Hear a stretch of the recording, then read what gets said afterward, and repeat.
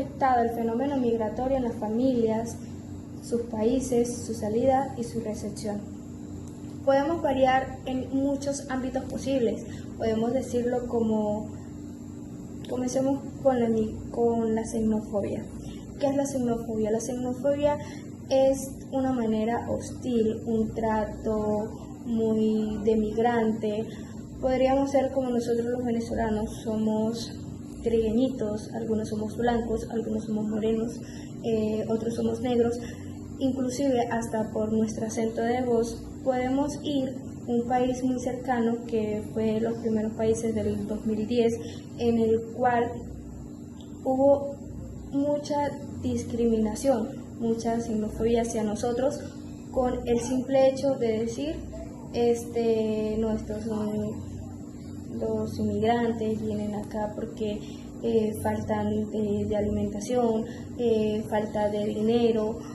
No podemos negar que desde el 2010, cuando hubo la hiperinflación, la falta de alimentación, la escasez de trabajo, es donde hubieron muchas idas del país, muchas salidas.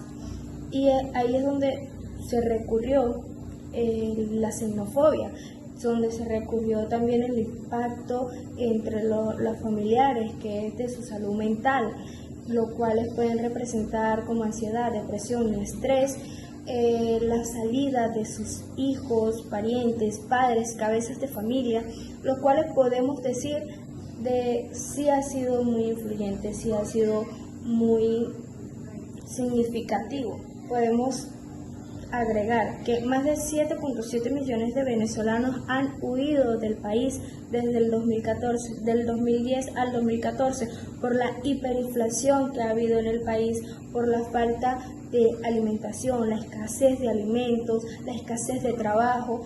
Más de 6.5 millones de venezolanos se encuentran en países de América Latina o del Caribe. Más de 1 millón de venezolanos se encuentran y están en este punto de vida, en este momento, solicitando la condición del registro migratorio y protección similar, ya que para nadie es un secreto de que así como existen las leyes en nuestro país, que es Venezuela, también existen las leyes, por ejemplo, Colombia, Chile, Perú, que son los países que más se recurren.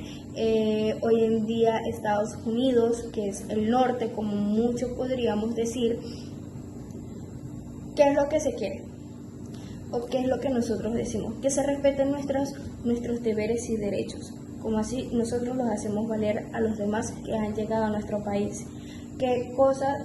Pues no se ve, simplemente por la xenofobia que habitan hoy en día. Quiero indicar también que en el 2010, cuando comenzó a surgir todo este efecto migratorio, todo este fenómeno, porque en realidad es un fenómeno que hoy en día, 2024, todavía seguimos viviendo, podemos decir de que han habido muchos homicidios, robos, extorsiones, que todavía se ve.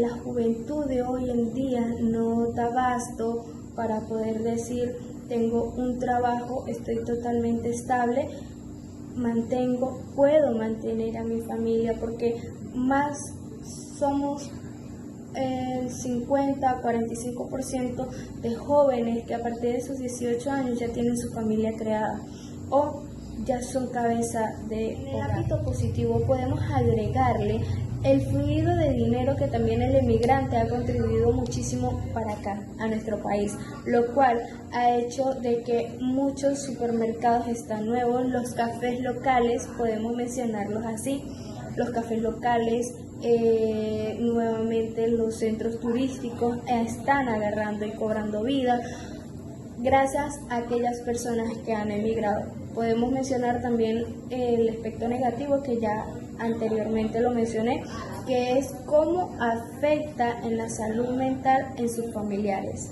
los cuales no ha sido de una manera muy positiva, ya que genera lo que es el estrés, la ansiedad y depresión, también porque prácticamente la familia conlleva como un duelo viviente. Dificultades de adaptación. Las dificultades de adaptación son muy amplias, podemos variar sobre la cultura que nosotros mismos tenemos, porque podremos mencionar la comida. La comida de nosotros no va a ser igual que la de un peruano, un colombiano, un chileno o un estadounidense, mucho menos el idioma, los acentos y las pronunciaciones son muy distintas. Por ejemplo, muy significativo es del estadounidense. Casos familiares. Se han habido muchísimos casos de que personas, inmigrantes, se van disgustadas con sus familiares o amigos, primos, cercanos, en fin. Y ya en su regreso, en su retorno, es distinto. Ya sería como que la convivencia, el afecto, en mayoría de los casos pasa, en otros no. Por ejemplo, ahí sería como un fortalecimiento familiar, de los lazos familiares, mejora de condiciones de vida. En muchísimos casos, padres y madres de familia han emigrado para darle una vida mejor a sus hijos, dejando a sus propios hijos con sus padres, hermanos, primos, tías. Le pueden brindar una mejor calidad de vida económica, una mejor educación, una mejor situación en su salud, más estabilidad, un hogar, porque no es una mentira, es totalmente una realidad en que mayoría no poseen un hogar y sus padres, estando fuera, se los pueden llegar a brindar. Obviamente que para esto es un choque emocional para los pequeños, porque no lo entienden todavía y es donde ellos comienzan a sentir el sentimiento de soledad, el desapego, es donde ellos comienzan a sentir el afecto de sus padres, madres, y eso sería como un ámbito tanto positivo como importante tener muy en cuenta que los impactos de migración son complejos y variados y que pueden variar dependiendo de las circunstancias específicas de cada caso. No todos tenemos las mismas dificultades, las mismas necesidades que tienen otros. Otros pueden tener más que nosotros o pueden tener menos, en cual eso varía muchísimo. Es un fenómeno global que involucra movimientos de personas en un lugar a otro. Está intrínsecamente ligado a los derechos humanos y la gobernanza selectiva de la intersección. De estos tres elementos representan desafíos y oportunidades que requieren enfoque integral y colaborativo. Los derechos humanos de los inmigrantes. En el centro de discusión se encuentran los derechos humanos de las personas migrantes, quienes al lugar de cualquier individuo merecen ser tratados con dignidad y respeto y protección. Sin embargo, la realidad a menudo dista de este ideal. Los inmigrantes enfrentan mucha discriminación, xenofobia, explotación y abuso. A continuación, vamos a hacerle la breve entrevista al señor Arnaldo Llanes, que va a hablar sobre su punto de vista sobre el fenómeno migratorio, sus puntos positivos y negativos a tratar. Buenas tardes. Yo, a mi punto de vista, lo que es parte migratoria, pues nunca he estado de acuerdo con eso, porque hay personas que en verdad acá en Venezuela tienen pobres, tienen bastante, tienen fincas, haciendas, carros, muchas cosas, pero el simple hecho de que no están de acuerdo con el gobierno, ¿verdad? Ellos inmigran a otro país y venden todo. Y cuando están en otros países, pues sienten la necesidad de regresar a Venezuela cuando ya han vendido todo. No regresan porque les da vergüenza y pena después de tener que llegar acá a Venezuela con los brazos cruzados. Esa es una de las virtudes y la realidad exacta que se vive en Venezuela. Segunda, para nadie es un secreto que hay una situación dura, ¿sí? La situación dura. Y muchas familias acá no tienen a veces ni qué comer. ¿Qué pasa? Que mandan las hijas y los hijos, los adolescentes, que se vayan de Venezuela a cruzar otros países, Colombia, Chile, Ecuador, hasta que el sueño americano, cuando llegan a los Estados Unidos. Una vez que llegan allá, quieren ayudar a su familia. Algunos de un 80%, solamente un 10%, por ahí envían sus $100 para que su mamá coma y eso. Lo demás se olvida de que tienen familia acá en Venezuela y la familia sigue igualita. De todas formas, pues en mi punto de vista, al analizar esta parte de la inmigración, es más fácil luchar aquí, porque como Venezuela no hay otra. Gracias. Vamos a entrevistar al señor, a continuación vamos a entrevistar al señor Miguel Soto sobre su salida y su recepción fuera del país. De verdad mi salida de la emigración hacia otro país, primero porque de verdad pues me encontraba en una situación difícil y no hubo otra manera que me tocó emigrar. Y a pesar de que emigré, me fue bien, conocí otro país que no lo pensaba conocer, jamás en mi vida había pensado en la emigración. Y llegué y para qué, hice buena vida, buena razón social, donde de verdad llegué, conseguí trabajo, corrí con la suerte de conseguir buen empleo, a trabajar directamente y estuve 10 meses fuera de mi familia. De verdad pues me sentí orgulloso porque hice buenas conexiones allá donde estuve y en realidad pues todos no corren con la misma suerte de la que yo corrí pues.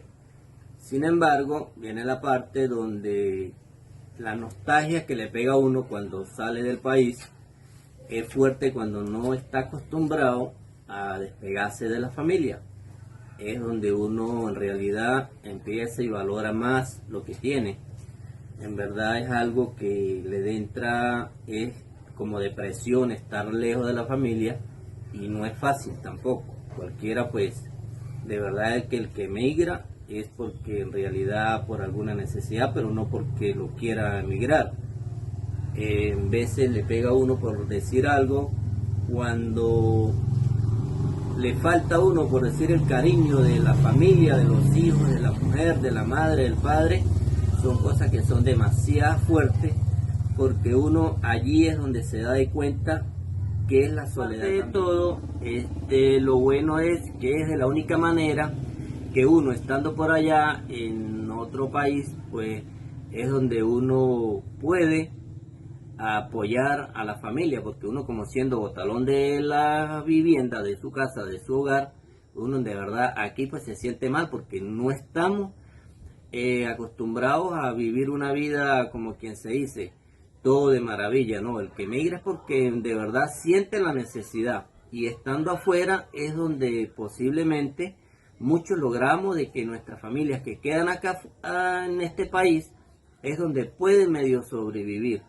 Algunos lo viven muy bien, otros pues de otra manera, ¿qué le podemos decir? Que están en una preocupación porque de verdad no vemos ninguna salida y la única salida que buscamos nosotros los venezolanos es la emigración para poder llevar el sustento a su hogar pues. Ustedes que se manifiesta o expresa este tipo de dinámica familiar. Bueno, la Universidad de Texas realizó un trabajo en el 2017 en el que destaca como el concepto de familia y de cultura que siempre van juntos. Es imposible separar una esfera de la otra, por lo tanto la familia es una institución sociocultural que cubre inicialmente nuestra necesidad de pertenencia. De esta manera, así como se expresa la cultura de la familia, nuestro día a día es heterogéneo. Nos referimos a dimensiones a menudo inconscientes que ponemos en práctica de forma continuada. Tales son las siguientes: las creencias. Buena parte de las creencias que nos transmite la familia suelen instalarse en nuestro inconsciente, impregnando casi todos los flujos de pensamiento, en especial aquellos relacionados con la esfera social. Estas ideas y valoraciones y hasta sesgos cognitivos que interiorizamos y que dirigen el comportamiento y el pensamiento. Aquí hay una cita muy popular: la cultura familiar de cada grupo es única, porque no es común que se compartan unas mismas tradiciones, valores y creencias, etc. También existen mandatos. En todo sustrato familiar se afianzan mandatos que configuran las reglas integradas. De algún modo replicamos a lo largo de la vida. Esto se refiere sobre todo a los códigos de comportamiento y que pueden expresarse en ideas como hay que ser fuertes y no pedir ayuda, debo disimular mis emociones o no hay que confiar en nadie. También tenemos costumbres costumbres, prácticas y tradiciones. Si es claro, hay dinámicas que definen la cultura familiar, son sin duda las costumbres. Estas pueden orquestar desde la acción más básica, a qué hora comer o a qué hora acostarse. También tenemos realidades un poco más complejas, como por ejemplo las prácticas religiosas o espirituales. Asimismo, las tradiciones familiares constituyen un fenómeno interesante y significativo. Va más allá de las creencias porque una tradición familiar busca sobre todo transmitir unas pautas cargadas de simbolismo que éstas consideren positivas para que los hijos las perpetúen. También encontramos valores. Una finalidad que debe cumplir la familia es la transmisión de valores y enriquecedores a los hijos. Esto implica, en primer lugar, ejercerlos y servir de modelo para que las nuevas generaciones las asuman. Por lo general, los valores más significativos que deben arbitrar en la cultura de una familia son los que listamos a continuación, tales como amor, justicia, bondad, respeto, gratitud, empatía, amistad, esfuerzo, naturaleza, generosidad y responsabilidad. Tipos de cultura familiar y cómo nos influyen. Aún así, aunque siempre hay particularidades que diferencian las familias de otras, existen patrones similares que configuran distintas tipologías. Ahora vamos a analizarlas cada una. Existen familias con cultura tradicional. La cultura tradicional suele sustentarse en unos valores morales, clásicos, pero también en algún ideario religioso o espiritual. Tienen una gran influencia a los antepasados y ese entorno sociocultural en el que se mueven los propios integrantes. La forma en que nos impacta este marco es muy obvia, asimilaremos mucho de esos códigos. Una cita muy importante, la cultura de la familia brinda un marco para que las nuevas generaciones se sientan seguras e integren unos códigos que permitan perpetuar unos buenos hábitos y valores. También tenemos la cultura familiar progresista. Esta cultura se aleja de los constructos basados en la religión u otros ideales para centrarse solo en valores como la responsabilidad y la libertad personal. En ella las tradiciones no tienen tanto peso como tampoco el legado sociocultural de los antepasados. La influencia en sus integrantes dista bastante del modelo tradicional. Un ejemplo de ello es no otorgar la importancia al matrimonio y respetar la libertad sexual de los hijos. También tenemos como último punto las familias independientes o de no intervención. Una de las dinámicas familiares más problemáticas es aquella que aplica la cultura de la no intervención, es decir, los padres no demuestran ni transmiten ninguna creencia, mandato o valor concreto a los hijos. Algo así define la clásica estrategia del laissez-faire o dejar hacer. La vinculación no se atiende y el tipo de apego puede ser evitativo o ambivalente. ¿Cuáles son algunos de los valores culturales que sus padres o abuelos han transmitido en su familia? En mi familia, mis abuelos, la celebración de misa todos los domingos.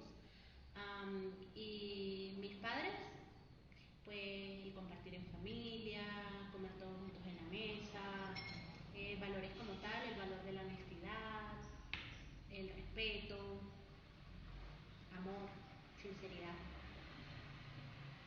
¿Qué tradiciones y rituales culturales celebra su familia? Los que se celebran normalmente acá en el país, Semana Santa, esas cosas, las tradiciones que se hacen en diciembre, las preparaciones y los platos típicos. ¿Existen roles o expectativas diferentes para hombres y mujeres en su cultura? No, ¿Cómo cree usted que se solucionan los conflictos en su familia? conversando, es la mejor manera.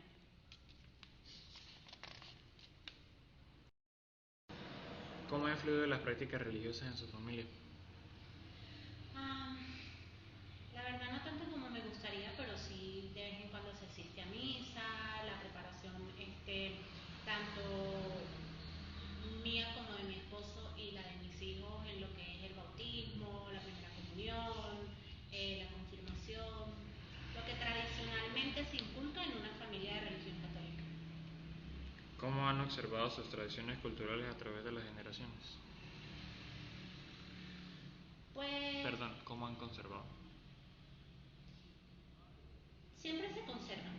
¿Qué pasa? Que a medida que han ido pasando los años y han llegado pues obviamente a nuestras culturas, digamos que instrumentos de distracción nuevos, pues se ha dejado de pronto de asistir a misa los domingos, porque para muchas personas, incluyendo mi familia, porque pues es así, es mucho más importante compartir en otros ámbitos antes que en un ambiente religioso y todo ese tipo de cosas más. Sin embargo, pues lo que es tradicional sí se ha mantenido.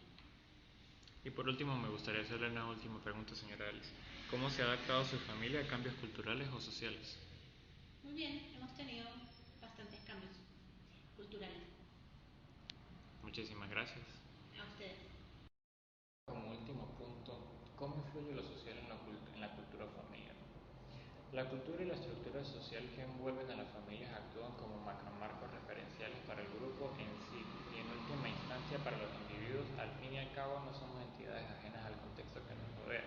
Somos individuos integrados en una serie de dinámicas externas que condicionan nuestras representaciones y comportamientos. De esta forma, nadie puede negar que la cultura familiar afecta a la construcción de la identidad. Sin embargo, es impertinente tener en cuenta como es un gran escenario social que moldea también la propia unidad familiar y lo hace de la siguiente manera. Es posible que las crisis sociales y económicas cambien en un momento dado la cultura de una familia. La historia y el legado cultural de un país podrían mediar en la construcción cultural y psicológica de un núcleo familiar. Pensemos en el conflicto palestino-israelí o en el conflicto que se está viviendo actualmente Israel en Irán. A su vez también es importante destacar el conflicto que se vive desde hace más de 2 años en Ucrania y Rusia. Las familias están condicionadas por la cultura, la política y la religión del contexto en el que se desarrollan, pero un ejemplo no es el mismo vivir en Irán que en el Reino Unido. Al mirar a nuestra familia solemos ver rostros y códigos, esos que de algún modo impulsan la felicidad y la realización, o por el contrario nos dejan más de una herida. La cuestión es que cada comportamiento y creencia no llegan solos. A menudo son el resultado de conductas heredadas que son asumidas sin una crítica.